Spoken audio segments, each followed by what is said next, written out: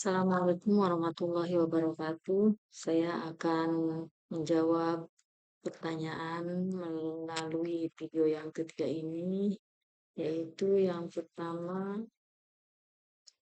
jelaskan dasar hukum dalam menerapkan metode Bimba yang Anda pahami.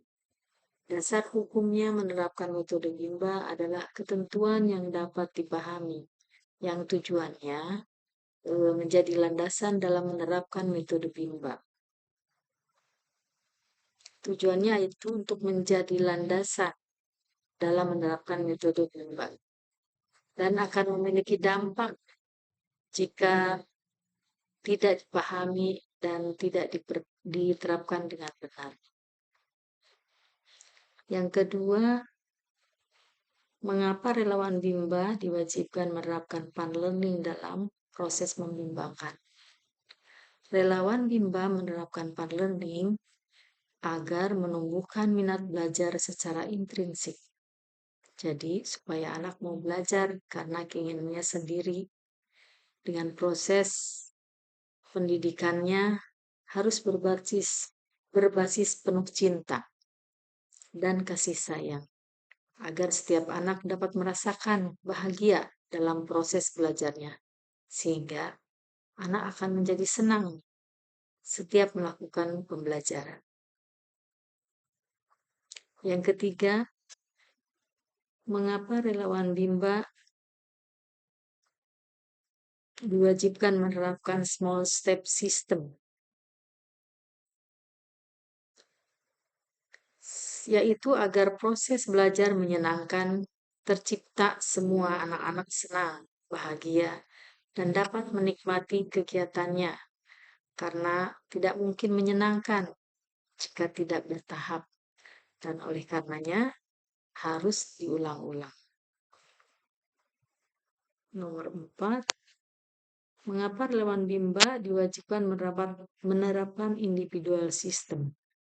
Relawan Bimba diwajibkan menerapkan individual system, yaitu agar proses belajar dapat dilakukan secara bertahap, small system, karena tidak mungkin bertahap jika proses belajarnya dilakukan secara klasikal.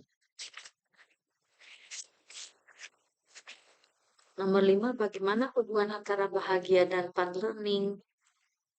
Bahagia adalah hati yang senang, kemudian bebas dari pikiran, sedangkan fun learning adalah proses belajar yang dilakukan dapat memberikan kesenangan, kenyamanan, dan kebahagiaan bagi anak.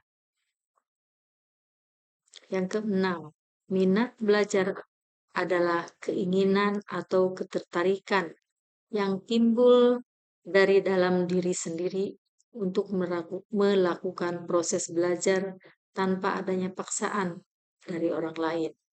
Sedangkan metode Bimba memiliki 3 metode utama, yaitu fun learning, small step system, dan individual system, yang bisa menumbuhkan minat belajar pada anak.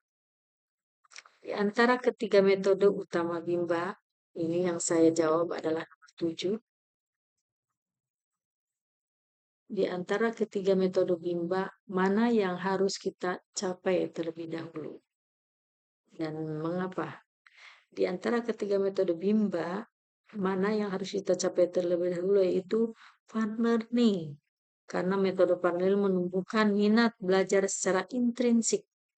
Anak-anak mau belajar karena kegiatannya sendiri belajar yang sepenuhnya menyenangkan bagi anak-anak. Kenapa hal itu dilakukan? Karena dengan rasanya menyenangkan, maka anak-anak akan menyukai dan akan melakukannya secara terus-menerus, sehingga akhirnya akan timbul minat baca kepada anak. Nomor 8, sudahkah Anda menerapkan teori belajar dalam psikologi pendidikan dalam kehidupan sehari-hari? Teori belajar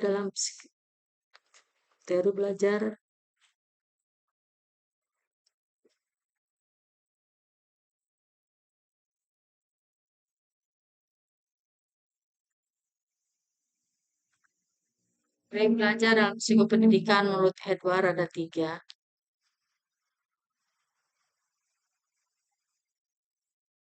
yaitu satu, the law of effect, yang menimbulkan sebab akibat. Dengan belajar yang menyenangkan, maka akibatnya anak-anak akan bersemangat. Semangatnya itu akan lebih ditekankan untuk mengulang-ulang. Kemudian, menurut Edward, yang kedua adalah the law exercise. Karena menyenangkan, maka anak-anak akan mengulang-ulang untuk belajar. Yang ketiga, the law of readiness.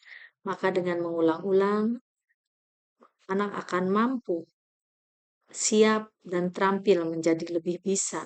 Contohnya kehidupan sehari-hari yang saya terapkan.